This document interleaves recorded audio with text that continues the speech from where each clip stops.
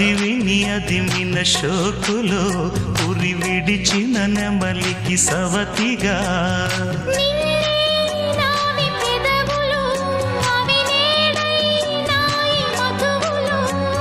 రెండు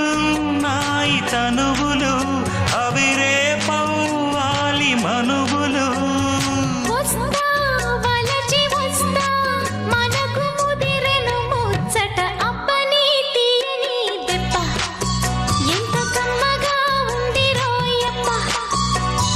అమ్మ నేనున్న నీ బుగ్గ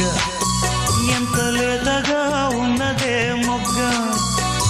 పురుషుల